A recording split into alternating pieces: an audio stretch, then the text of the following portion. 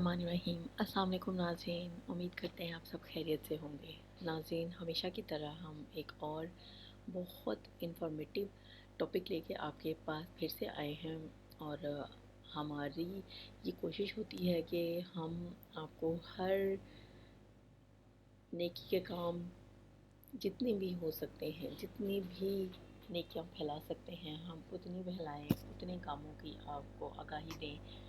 और जो रुकने वाले काम हैं, जिन कामों का हुक्म नहीं है हमारे दीन इस्लाम में, हम उन कामों से हद्दुल इम्कान कोशिश करें कि आपको बचाएं। तो नाज़रीन, आज की हमारी जो वीडियो है वो है हम दजाली फितने को कैसे ख़त्म कर सकते हैं और इसके लिए हमें क्या होती है ना, कुछ चीज़ों के लिए कुछ रेमेडीज़ होती हैं। तो इसकी एक बेहतरीन रेमेडी जो हमें मिली है वो है सूरह कहफ। दजाली फितना और सूरह कहफ का एहतमाम। हमसे ये पूछा भी गया था कि क्या ये दुरुस्त है कि सूरह कहफ पढ़ें तो ये फितने से हम बच सकते हैं या इस तरह से। तो आज हम आपको कुछ डिटेल में बताते हैं जनाब कि क्या इसकी डिटेल है, ये ठीक है नहीं है या क्या है। हम आपको इसका एक ओवरव्यू देते हैं। बहुत दुख और अफसोस के साथ हमें ये कहना पड़ता है कि खुदारा हम अपनी बातों और कामों को एक तरफ करके दिल लगाकर इखलास के साथ सूरह कहफ पढ़ें। अगरचे हम इस बात पर तवज्जो ना दें तो जाली फितना हम सबके बहुत करीब हमारे सरों पर आ खड़ा है। किसी नेक मुत्तकी आलम ने इस बात की पेशिन गोई भी की है। आइंदा सालों में इमाम मेहदी का ज़हूर अनकरीब है।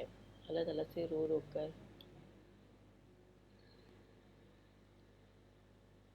औलाद और अपने लिए इस्तेकामत ईमान की दजाली फितने से बचाव की हर नमाज के बाद दुआ कीजिए।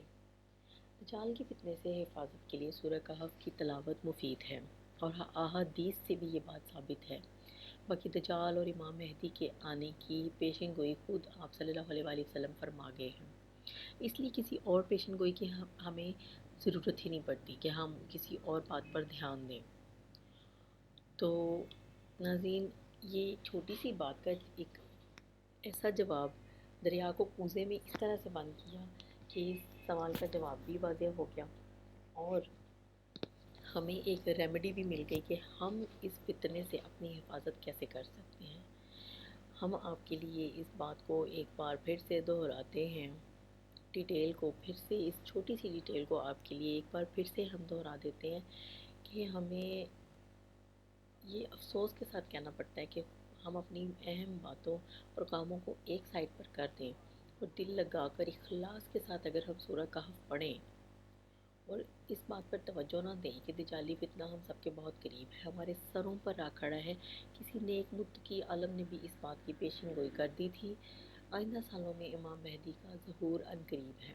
अल्लाह ताला से रो रो कर औलाद के लिए और अपने खुद के लिए इस्तकामत ईमान की और दजाली फितने से बचाव की हर नमाज के बाद दुआ कीजिए।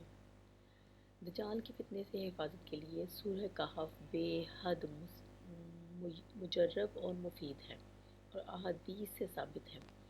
बाकी दजाल और इमाम मेहदी के आने के पेशिन गोई तो आप सल्लल्लाहु अलैहि वसल्लम ने खुद ही फरमा दी थी। तो अब इसमें कोई शक व शुबे की गुंजाइश रह ही नहीं जाती। अब देखिए कि हमें इस पेशिन गोई के साथ साथ हमें दजाली फितने से बचने की रेमेडी भी हमें हमारे आका दो जहां सल्लल्लाहु अलैहि वसल्लम ने अता फरमा दी थी। तो हम कैसे उस हुक्म को बजा ना लाएं कि जो हमें इस फितने से महफूज रख सके। नाज़रीन, इस खूबसूरत से सवाल के जवाब के साथ आपकी खिदमत से इजाज़त चाहेंगे, लेकिन हमेशा की तरह आपको ये ज़रूर कहेंगे कि हमारी ये तमाम वीडियोस, हमारी ये तमाम इन्फॉर्मेशन अपने दूसरे दोस्तों के साथ ज़रूर शेयर किया करें ताकि जो चीज़ें उनको नहीं पता वो उनको भी पता चल जाए। इसके साथ ही हम आपसे इजाज़त चाहेंगे। अल्लाह हाफ़िज़।